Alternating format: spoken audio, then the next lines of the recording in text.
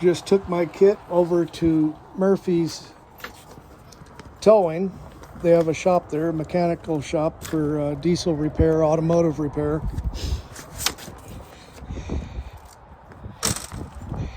Axle specialists, things of that nature. I talked to a mechanic up here, but he's not returning his phone calls, so I went to Murphy's Towing to see if they'll do it, and they're going to look it up. They took a look at the kit. They're not real familiar with the kit as far as, because the truck is a coil spring versus leaf spring.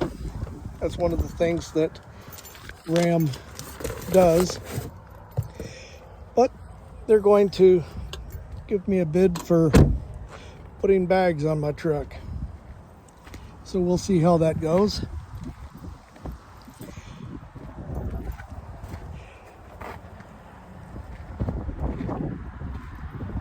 You guys take care.